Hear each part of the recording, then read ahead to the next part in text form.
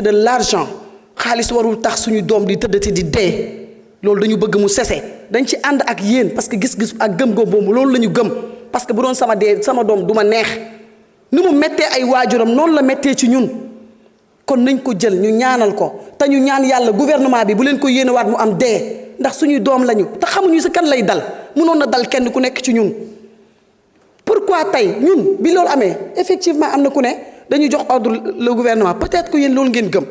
ñun xam nañ kii est notre leader parce que nag njabootam kenn du ko laal te kenn du laal sénégalais mais kon ça veut dire que da ngeen confirmer ne yéen biñ doon rey suñu 80 et quelques doom yéen a joxe woon ordre yi et ça c'est très grave donc am na loo xam ne soo koy wax nga foog ne da nga koy wax pour gaañ nit boobu yow yaa ngi dugal sa bopp nañu arrêté di jël ay doomu aadama di ko politiser parce que lii kenn bëgg ko ci Sénégal tey jii attaqué wu leen le président de la République moom ma koy interpeller dañu ne nañ def justice parce que loolu moo tax aussi lii di continuer di am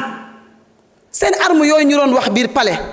nañ toog xool topp armée yi parce que am na loo xam ne aussi xëy na wax nañ ko ñi ngi def enquête mais y a des choses yoo xam ne bu ñu ko génnee yéen doo leen ci génn kon s'il vous plaît nañu defar xol yi ñu yéenante jàmm mën nañ def politique mais ñu teg ko ci yar teg ko ci le respect mutuel yéenante jàmm ndax nag lu dul jàmm ko gën Sénégal ñun ñoo ko moom suñ ko yàqee suñu bopp lañ ko yàqal suñ ko defaree suñu bopp lañ ko defaral donc ñu ngi ñaan yàlla lii yàlla na fi yam te ngeen ñaanal ñu lii bu mu amati suñu gouvernement parce que bu fekkee da ngeen koy ñaan aussi bu kon bëggu leen Sénégal donc nañ arrêté ay mag yoo xam ne chaque jour ñu ngi wax ci loo xam ne ay haine ngay wax envers le premier ministre. Merci honorable. Salaamaaleykum wa rahmatullah. Ismaïla Diallo, vous avez la parole. El Hadj Ousmane Fall se prépare.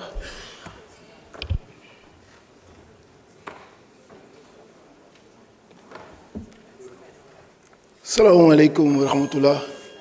Monsieur le Président, merci beaucoup. Madame la ministre ñu ngi lay nuyu madame le secrétaire d'État di nuyu say collaborateurs yëpp di nuyu sama collègue yi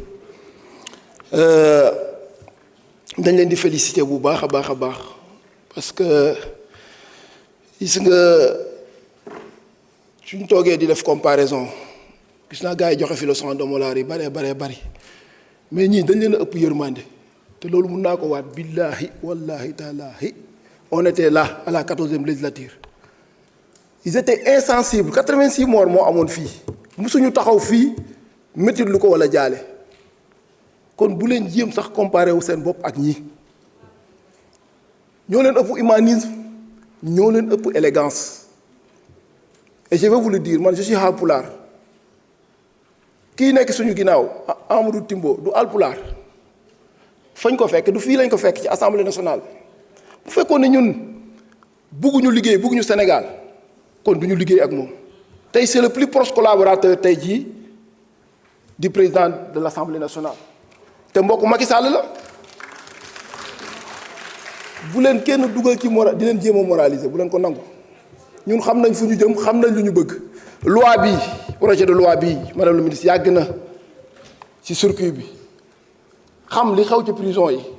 am yërmande bi nga am ci prison yi ñu ngi naan na nga nekk yaay na nga nekk baay. mais nekk koo tax ñuy voté projet de loi bi nga indi ko fii au niveau de l'Assemblée nationale parce que xam nga li nga xam ne moom mooy jafe-jafe yi nekk ci prison yi te suñu président de la République dafa am lu mu waxoon lu leer ba muy doog nga dafa ne woon l'ordre politique ne supplantera jamais l'ordre légal te loolu ci lañ nekk boobu ba tey droit yi ñuy wote pour sénégalais yi boobu ba tey ci loolu lañ nekk situation bi am le premier ministre Ousmane Sonko balaa mooy dem na école de police sensibiliser wax ak les forces de l'ordre wax ak le ministre de l'intérieur tey jii bu ngeen déggee seen élément de langage parce que am na ku fi dem boo wax ne yéen ñi gaañu ci xeet bi lañ bokk te ci région nangam lañ dëkk moo tax il faut poursuivre les enquêtes man je l'ai dit et j'y crois fermement il y a parmi dans l'administration ñoo xam ne dañuy saboter ils ne veulent pas que nous réussissions loolu moom moo am. nanguwuñ bavure policière duñ ko nangu ñun ñu jaar ci di ko nangu man maa ngi nii je suis un exemple patent député fii assemblée nationale sama bureau lañ ma fekk jël ma foofu ak agu léewu yóbbu ma ci ginnaaw fii amul luñ ma defut dóor yi métti torturé ma ndax lan parce que j'étais pas d'accord que ñu reporter les élections présidentielles ñun amul lu ñu dajul fii donc yii nii nañ ci continuer ndànk-ndànk leneen lu ma ci wax mooy maa ngi bëgg na nga jàppale sa procureur Saliou Dicko boobu na nga ko protéger na nga ko jàppale il est courageux yéen dossier homosexuel kan moo koy yëngal kan moo ko ñeme woon yëngal dossier yooyu yàgg na fi pourtant nous n'avons pas encore voté de loi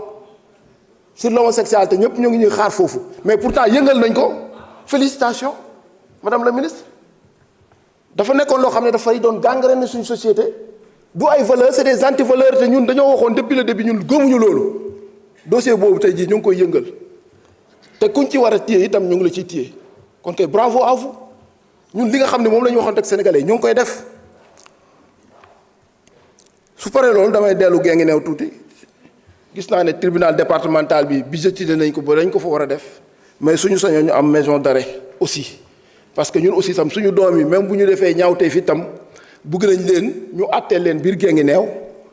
jàppee leen biir Guinguinéo bu ko defee ñun waa Guinguinéo bu ñu leen bëggee seeti ñu mun leen di seeti bu ñu leen bëggee yóbbul añ ñu mun leen yóbbul parce que Kaolack dafa xaw a sori si ñun madame la ministre ñu ngi lay féliciter ñu ngi lay encourager bu baax a baax te ñu ngi sa wet aussi. jërëjëf honorable El Hadji Ousmane Fall, vous avez la parole. Saï Cissé se prépare.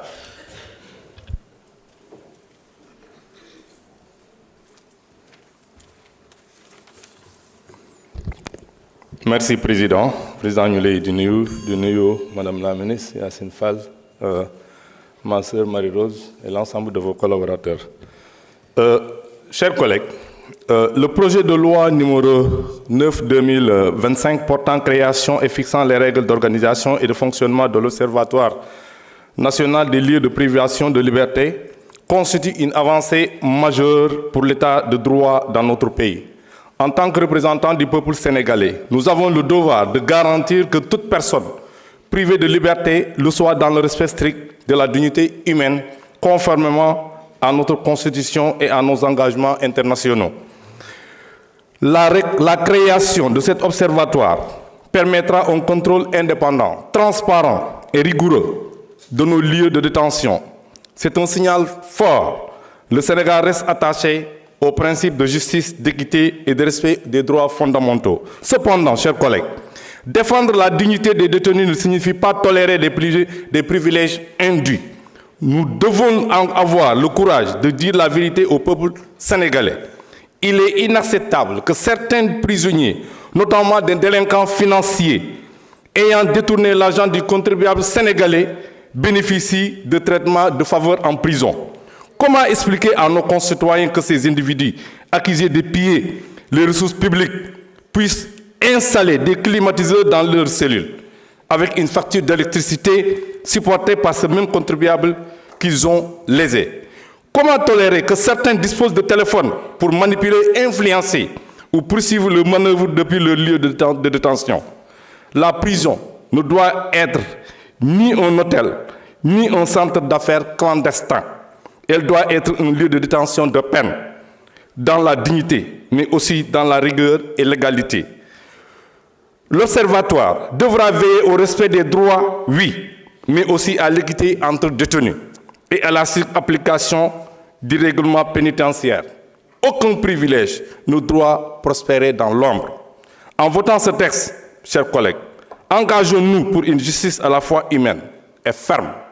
respectueuse des droits, mais intraitable face à l'injustice et au passe-droit. Cependant, chers collègues, je m'incline devant vous pour la mort de l'étudiant Abdoulaye Ba, mais aussi, ma koy wax que ñëpp ñu ko dégg gàcce ngaalama yéen vous étiez présent dem ngeen ci hôpitaux yi seeti étudiants yi dem ngeen ci commissariat yi seeti étudiants yi